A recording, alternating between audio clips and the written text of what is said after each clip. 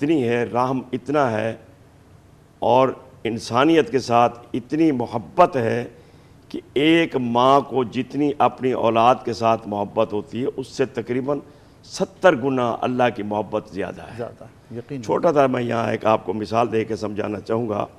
حجاج بن یوسف کا آپ نے تاریخ میں پڑھا ہوگا، ظالم ترین شخص تھا اور اپنے وقت کا مشہور معروف تھا، لیکن عجیب بات ہے کہ رات کو 300 رکعت نفل بھی پڑھتا تھا، اور قرآن مجید کے اوپر جو اعرابات لگائے گئے ہیں زبر زیر پیش وغیرہ یہ بھی اسی نے لگوائے تھے۔ یعنی عجمیوں کے لیے سب سے بڑا احسان اگر ہے قرآن کریم کا تو وہ حجاج بن یوسف کا۔ جزاک اللہ، بہت اچھا، آپ نے یہ جملہ میں کہنے والا تھا، آپ نے کہہ دیا، بہت اچھا کیا آپ نے۔ ایک دوسری بات یہ ہے کہ وہ کائنات کا بہت بڑا خطیب تھا، یعنی چوتھے نمبر کا خطیب تھا آپ کی اطلاع کے لیے۔ سب سے پہلے خاتم الانبیاء والمرسلین، سید الکونین والثقلین، محبوب دو عالم صلی اللہ علیہ وسلم۔ دوسرے نمبر پہ سیدنا ابو بکر صدیق، اور تیسرے نمبر پہ حضرت علی مرتضیٰ رضی اللہ تعالیٰ عنہ، اور چوتھے نمبر پہ حجاج بن یوسف۔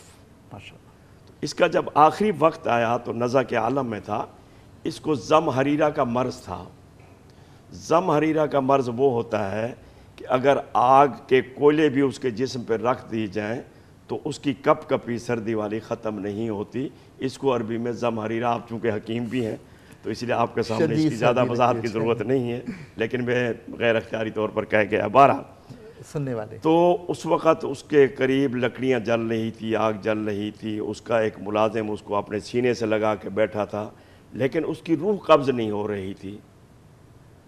تو ایک شخص آیا، اس نے اس کو کہا کہ آپ میرے لیے دعا کریں، اللہ میرا یہ معاملہ آسان کر دے، میری روح نکل جائے۔ چونکہ جب روح نہیں نکلتی تو انسان بے تاب ہوتا ہے، اور امراض کے اندر بھی بے تاب ہوتا ہے انسان، چونکہ یہاں کمزور ہے اور اپنی کمزوری ہر قدم پہ ہر سانس کے ساتھ ہے، یقیناً، اور ناشکرہ بھی ہے، معاف کرنا حکیم سے۔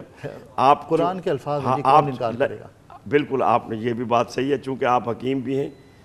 3,67,92,000 ایک سال میں انسان کا سانس آتا ہے اور جاتا ہے، اس پر انسان شکر ادا نہیں کر رہا۔ 3,67,00,000، یہ آپ کی اطلاع کے لیے، آپ چونکہ حکیم ہیں، آپ کے پاس بھی یہ چیزیں ہوں گی، ہم بھی فقیر لوگ ہیں، ہمارے پاس بھی آ جاتی ہیں آپ حضرات کے ذریعے سے، تو اس پر بھی انسان شکر ادا نہیں کر سکتا۔ چونکہ پریشان تھا، اس نے آنے والے کو کہا دعا کرو یار میری روح قبض ہو جائے۔ اس نے کہا تو ظالم ترین شخص ہے، تو اسی طریقے سے جہنم میں جائے گا۔ تو حجاج بن یوسف چونکہ حاضر جواب بھی تھا، اس نے اپنے ملازم سے کہا مجھے سائڈ پہ ٹیک لگا کے بٹھا دو، میری اماں کو بلا کے لاؤ۔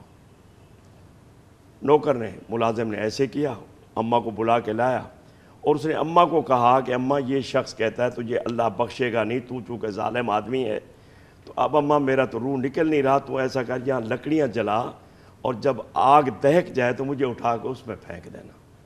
ماں کی چیخ نکلی، ماں بے ہوش ہو گئی یہ بات سن کے اپنے بیٹے کے لیے۔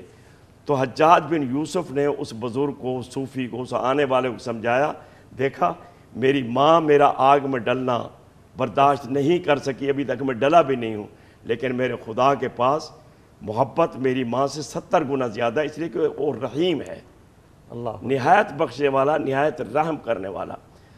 دوسرے نمبر پہ رحیم کا یہ معنی بھی ہم لے سکتے ہیں کہ رحیم اس ذات کو کہتے ہیں کہ جتنے بھی جرائم کر کے آدمی ہے، جتنے بھی گناہ کر کے ہے، جتنی بھی بغاوت کر کے ہے، لیکن جب غفور الرحیم کے دروازے پہ آتا ہے اور سجدہ ریز ہوتا ہے اور اپنے گناہوں کا جب اقرار کرتا ہے اور وہ سجدے میں جا کے کہتا ہے یا اللہ، اور اپنے جرائم بھی گنواتا ہے کہ میں نے یہ بغاوت کی، میں نے یہ جرم کیا، میں نے تیری یہ نافرمانی کی، میں نے شراب پی وغیرہ وغیرہ، لیکن اب صرف تیرے دروازے پہ آیا ہوں، اور پوری کائنات میں تیرے دروازے کے علاوہ مجھے کوئی اور دروازہ، تیرے گھر کے علاوہ کوئی گھر مجھے نظر نہیں آیا، میں تیرے پاس آیا ہوں، میں تیرے سے معافی کا خواستگار ہوں، میں تیرے سے توبہ کرنے آیا ہوں۔ تو اللہ تعالیٰ اس کی توبہ کو بھی قبول کرتا ہے، اس کو 2 آنسوؤں کے بدلے 2 آنسو جب گرتے ہیں اللہ اس کو معاف کر دیتا ہے۔ حکیم سے معاف کرنا، آپ کا بھی خانگی معاملہ، میرا بھی، بیوی اتنے جلدی راضی نہیں ہوتی جتنے جلدی خدا راضی ہوتا ہے۔ پوری زندگی بیوی کے لیے، پورے خاندان کو، پورے اہل و عیال کو، پورے ماں باپ کو چھوڑ کے ہم اس کی خدمت کرتے ہیں، تھوڑا سا 19-20 کا فرق ہوتا ہے، اس کے منہ سے نکلتا ہے جب سے آئے ہوں تیرے گھر میں تو جہنم ہے، لیکن خداوند قدوس 2 نفل 2 آنسوں سے خوش ہو جاتا ہے۔ اور جتنا بھی گناہ گار آدمی جتنا بھی گناہ کرتا ہے، اللہ نے کہا میرے دروازے سے مایوس نہیں ہونا، انہو لا ییأس من روح اللہ الا القوم الکافرون، یا عبادی الذین اسرفوا علی انفسہم لا تقنطوا من رحمت اللہ ان اللہ یغفر الذنوب جميعا انہو هو الغفور الرحیم۔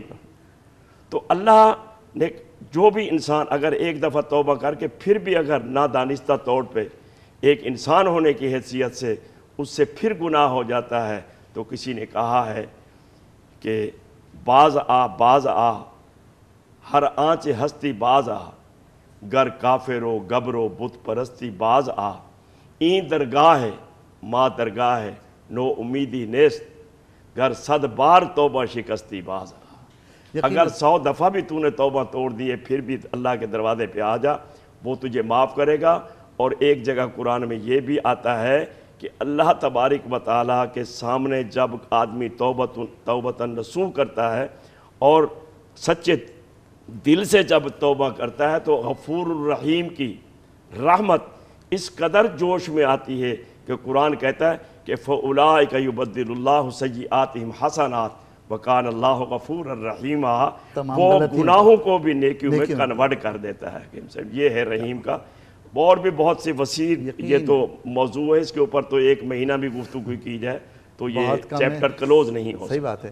تو ناظرین، ہم آج بات کر رہے تھے اللہ رب العزت کے ان ناموں پر میں سے ایک نام منتخب شدہ الرحیم۔ جس طرح قائد صاحب نے فرمایا کہ اللہ رب العزت کی رحمت جب جوش میں آتی ہے تو تمام گناہ معاف کر دیتا ہے وہ، اور توبۃ النصوح کی بات کی، ایسی توبہ جس کے بعد کوئی قصور نہ ہو۔ ان تمام چیزوں کے ساتھ جب ایک انسان اللہ کے آگے توبہ کرتا ہے تو وہ رحیم ہے، وہ کریم ہے، یقیناً اس کی رحمت بے انتہا جوش میں ہوتی ہے۔ اور اسی طرح قرآن کا ارشاد ہے ان اللہ یحب التوابین، بے شک اللہ تعالیٰ توبہ کرنے والے کو پسند کرتا ہے، اور توبہ کرنے کے لیے دل چاہیے وہ جو اپنی غلطیوں پر نادم ہو۔ ندامت ضروری ہے توبہ کے لیے۔ جزاک اللہ، بالکل صحیح۔ اور جب تک کہ ندامت نہ ہو اس توبہ کا کوئی فائدہ نہیں۔ اگر میں صبح شام توبہ کرتا رہوں تو اس کی کوئی قیمت نہیں ہے جب تک کہ میرے دل میں ندامت اور واپسی کا ارادہ نہ ہو۔ جس طرح آپ نے فرمایا کہ اللہ تعالیٰ ان غلطیوں کو بھی نیکیوں میں بدل دیتا ہے، وہ غفور الرحیم ہے۔ اور رحیم کی کیا بات ہے، اور رحیم کے بارے میں اس سے زیادہ کیا بات کریں کہ آپ کتنے ہی قصوروار ہوں۔ ایک بزرگ نے کہا تھا کہ تم نے گناہ کر لیے، اتنے گناہ کر لیے، اتنے گناہ کر لیے کہ یہ زمین تمہارے گناہوں سے بھر گئی، لیکن یہ یاد رکھو کہ اللہ کی رحمت سے بڑی نہیں ہوئی۔ آؤ ایک مرتبہ پھر لوٹ آؤ۔ جب تم لوٹ آؤ گے اور اپنی ندامتوں کے ساتھ اس رب کے سامنے پیش ہو جاؤ گے تو وہ رحیم ذات ہے۔ اللہ رب العزت کی بہت بڑی صفت ہے رحمت، اور جس کو دوام ہے، جس کا کوئی کنارہ نہیں۔ جب وہ جوش میں آتی ہے تو تمام چیزوں کو معاف کر دیتی ہے۔ لیکن ایک بات میں اسپیشلی کہنا چاہوں گا کہ اللہ رب العزت تمام چیزیں معاف کر دیتا ہے لیکن حقوق العباد معاف نہیں کرتا۔ عمر صاحب آپ کیا فرمائیں گے؟ جناب، آپ کی بات بھی بہت اچھی رہی، اور اسی پہ پھر ایک آیت میرے ذہن میں ابھی آ گئی ہے، نبی عبادی انی انا الغفور الرحیم۔ اللہ نے قرآن میں کہا ہے کہ میرے بندوں کو خبر دے دو، نبی عبادی انی انا الغفور الرحیم، میری رحمت بہت وسیع ہے جیسے آپ نے ابھی کہا ہے، لیکن اس کے ساتھ ساتھ جرائم کو چھوڑنا، حقوق العباد کا خیال رکھنا، پڑوسی کا خیال رکھنا، اولاد کا خیال رکھنا، نوکروں کا خیال رکھنا، یتیموں کا خیال رکھنا، بے کسوں کو سہارا دینا، یہ بھی عبادت ہے اور یہ حقوق العباد ہیں۔ اگر اس کے اندر کوتاہی کرتے رہے اور توبہ بھی کرتے رہے تو حضرت مفتی رشید احمد سیف الدھیانوی رحمۃ اللہ علیہ ہمارے بزرگ تھے، ہمارے استاد بھی تھے، وہ ایک شعر پڑھا کرتے تھے، مجھے ابھی یاد آ گیا ہے، وہ ابھی ناظرین کی نظر کر دیتے ہیں جو ہمیں دیکھ رہے ہیں۔ وہ کہتے تھے کہ حج کیا بیت اللہ کا اور گنگا کا اشنان بھی، راضی رہے رحمان اور خوش رہے شیطان بھی۔ تو ایسا نہیں ہے، یا تو رحمان کو راضی کرو وعباد الرحمن الذین یمشون علی الارض ہونا، یا تو اس کو راضی کرو یا پھر شیطان کو راضی کرو۔ ایسا نہیں کہ کچھ شیطان کی مان لی کچھ رحمان کی مان لی، تو بیچ کا راستہ اللہ کو پسند نہیں ہے۔ یا تو اللہ کے بن جاؤ، اسی کے بن جاؤ۔ ایک آدمی کی ماں مرنے لگی، بیچ میں سنا دوں آپ کو یہ بھی، تو وہ نزع کے عالم میں تھی، مولانا صاحب کو بلا کے لایا سورت یاسین پڑھنے، اور آپ کو پتہ ہے الحمدللہ جب مسلمان پریشان ہوتا ہے تو اللہ کا فضل ہے، مسجد کے دروازے پہ آتا ہے، اللہ کے دروازے پہ آتا ہے، اور الحمدللہ مصلی نبوی کے جو ورثاء ہیں ان کے پاس آتا ہے۔ ویسے گالیاں بھی دیتا ہے مولوی کو، سب کچھ کرتا ہے، لیکن باپ کی نماز جنازہ بھی اسی سے پڑھواتے ہیں، چلیے کہ خود کو آتی نہیں ہے۔ یقین ناظرین، میں آپ کی بات کو کاٹوں، معافی چاہتا ہوں۔ دیکھیے ایسا ہے کہ ہمارے لاہور کی اذان کا وقت ہونے والا ہے۔